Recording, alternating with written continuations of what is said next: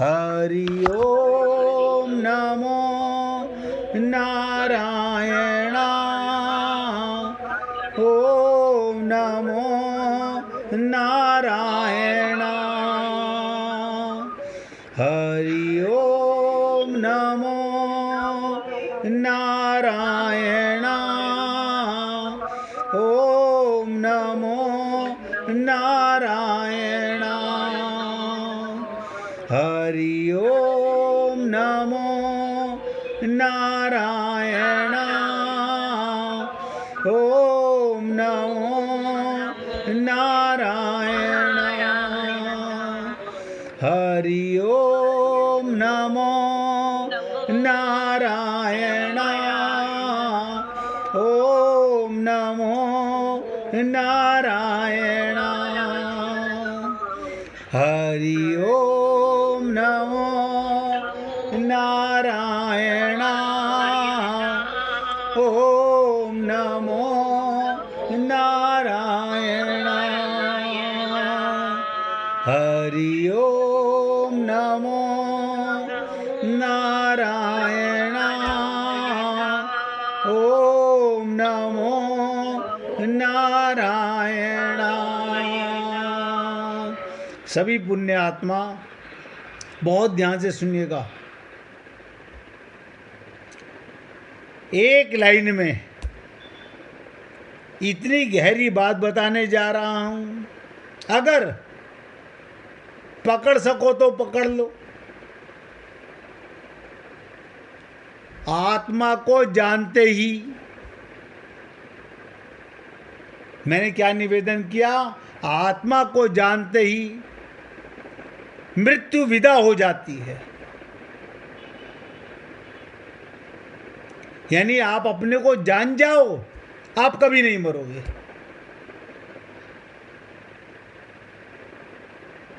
अब देखो, सुनने में कितना अच्छा लगा, लेकिन नहीं, हम तो मरने वाले हैं, बस थोड़े दिन के मेहमान हैं। फिर खोपड़ी यही पागलपने से जाती नहीं। आत्मा को जानते ही मृत्यु विदा हो जाती है। अब बताओ, इसका एग्जाम्पल बता दूं। दिए के जलते ही अंधकार मिट जाता है, सुबह के होते ही रात समाप्त हो जाती है।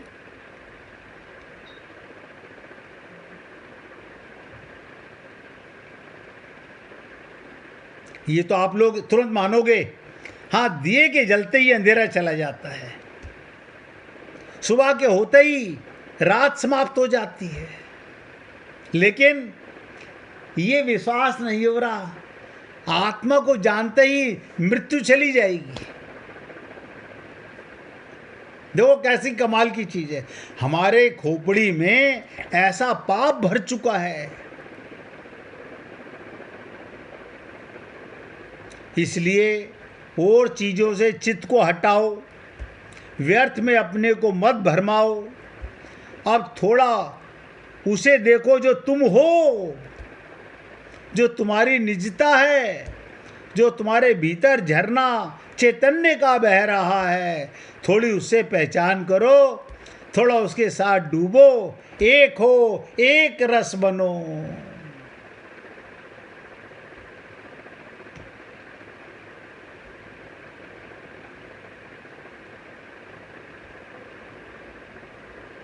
छोटे छोटे शब्दों से आपकी सेवा करने में मुझे भी मज़ा आता है। अब मैं सोचता हूँ कि अगर आपको वाकई में एक दिन पक्का ज्ञान हो गया, उसी दिन सारे पापों से बच जाओगे। बस आत्मज्ञान से आपकी मृत्यु विदा हो जाएगी।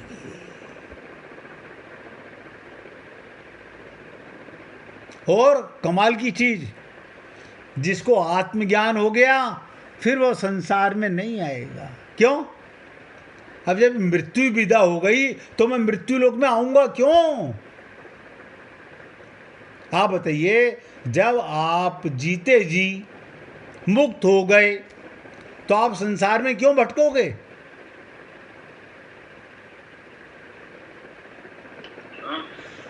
पूछिए मिश्रा जी। अच्छा ये बताइए, जैसे कुछ लोग मतलब कभी डिस्कशन हो रहा है, लड़ाई झगड़ा कहीं हो रहा है, तो कोई बोलता है कि भाई तुम मर जाओ। ऐसे मतलब कभी मान लो कोई दो फ्रेंड्स में झगड़ा हो रहा है, तो एक तरह तो उनको आशीर्वाद दे रहा है, मर जाएगा तो शरीर ही तो मरना है, आत्मा थोड़ा। उसे ज्ञान नहीं है ना, उसे वो मृत्यु का पता नहीं है। क्यों? वो मूर्ख। कहते ना, ज्ञानी से ज्ञानी मिले, करें ज्ञान की बात, भक्त से भक्त मिले, करें भगवान की बात, और मूर्ख से मूर्ख मिले, दे घूसा दे लात। समझ रहे हैं? अगर दो मूर्ख लड़ रहे हैं और देखो क्या है, हम एक दूसरे को मार रहे हैं, ये मूर्ख हैं। हाँ, तो मरना तो है नहीं, मरना तो मतलब कोई होता ही नहीं। आप मुझे बताइए, तो अब ईरान का और इजराइल अमेरिका का युद्ध हो रहा है। हाँ, वही हम बता रहे हैं। हमें ये लग रहा होगा कि लोग मर रहे हैं। मुझे कोई ये बता दे, आत्मा मर रही है क्या? ये मूर्ख से मूर्ख लड़ रहे हैं। अच्छा ये बताइए, जैसे कि मान लो किसी को एक भ्रांति हो गया हो कि दो आदमियों के बीच में कि उनके कुछ मतलब कैरेक्टर के बारे में डिस्कशन होते होते मतलब मारपीट झगड़ा लड़ाई होता है, उसमें क्या होता है? हाँ, मुझे देख, कैरेक्टर किसका?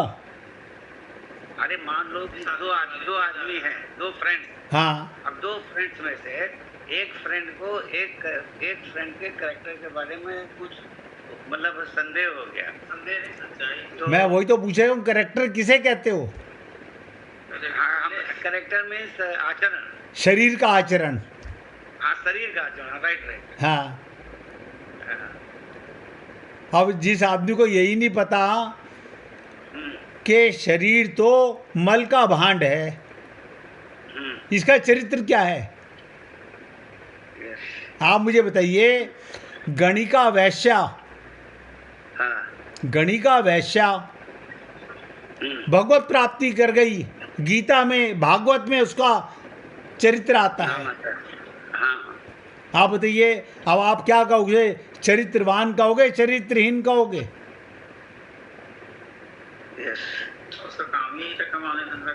उसका चरित्र, शरीर, उसने अपने को शरीर नहीं माना। अजामिल, आप देखो, अजामिल पापी सारा जीवन पाप करता रहा, आत्मज्ञान होते ही भागवत में नाम लिखा गया, भगवत प्राप्ति कर गया।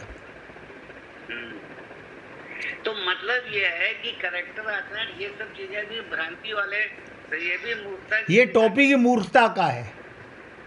टॉपिक ही मूर्खता वाला है।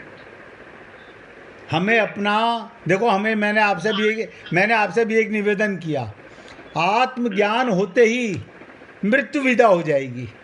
हाँ, फिर मरने का भी चिंता नहीं है कोई। अच्छा, अगर कोई आपको बोले कि मर जाओ तो नहीं, आप मुझे बताइए, हम हर सेकंड मर ही रहे हैं ना शरीर से, मर तो रही है, हर सेकंड मर रहे हैं। ये मृत्यु लोक में आए हैं तो अमर होने थोड़ी आए हैं। हाँ, तो सही बात है भाई, मृत्यु लोक में तो मरने वाले आते हैं, लेकिन यहाँ से कुछ लोग अपने को जानकर अमर हो जाते हैं। जैसे दीपक के प्रकाश से अंधकार मिट जाता है, आत्मज्ञान से मृत्यु समाप्त हो जाती है। Right, thank you. अरे अच्छी बात है मिश्रा जी, आप पूछते हो। मैं तो सभी से निवेदन करता हूँ कि देखो, खाली सुनने से मत मानो, पूरी तरह से। आज मौका है, कल पर मत टालना। हम बाद में पूछ लेंगे जाके गुरुजी से, अरे बाबा आज फुर्सत नहीं सुनने के बाद में, तो कल किसने देखा है? अब मैं आपको इसी श्लोक की बहुत गंभीर और विशेष जानकारी बताना चाहता हूँ, और इसलिए निवेदन कर रहा हूँ, पूरी एकाग्रता से सुनिएगा। और अभी भी जो समझ में ना आए तो पूछिएगा, मनुष्य के पास शरीर, मनुष्य के पास शरीर, योग्यता, पद, अधिकार, विद्या, बल आदि जो कुछ है वो सब मिला हुआ है। शरीर मिला हुआ है, आपकी योग्यता ज्ञान मिला हुआ है, आपको कोई सीट मिल गई, पद अधिकार मिला हुआ है, आपको विद्या मिली हुई है, आपको बल मिला हुआ है, जो भी कुछ मिला हुआ है सब मिला हुआ है। ये सब मिला हुआ और बिछुड़ने वाला है। सब मिला हुआ बिछुड़ने वाला है। इसलिए वो अपना और अपने लिए नहीं, दूसरे की सेवा के लिए मिला था।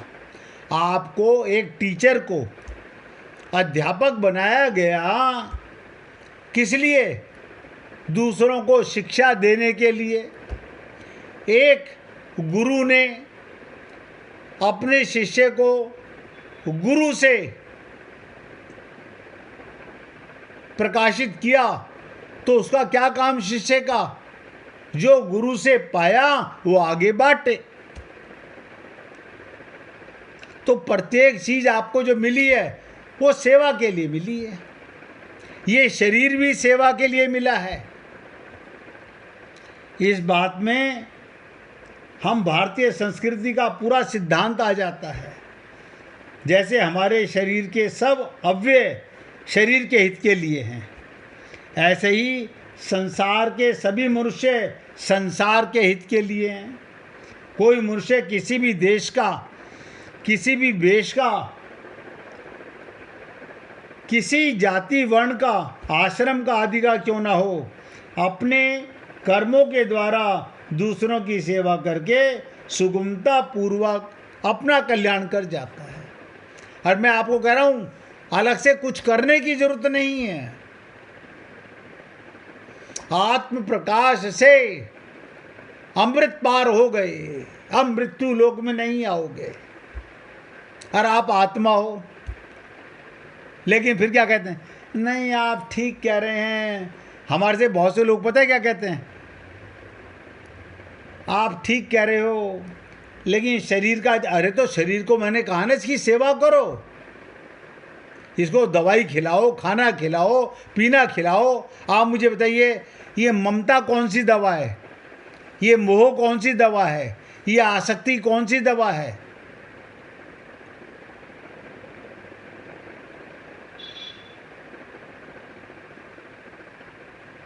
ममता मोह आसक्ति कौन सी दवा है? ये तो पाप है जो हम करते हैं। हमारे में जो भी कुछ विशेषता है वो दूसरों के लिए है। अब आप बताइए, मुझे मेरे गुरु से कृपा धन मिला, किस लिए मिला? मैं उससे अपने लिए संजो के बैठ जाऊं, मुझे क्या लेना देना? मुझे ज्ञान हो गया, मैं भगवान की दृष्टि में भी, अपनी गुरु की दृष्टि में भी पापी साबित होऊंगा।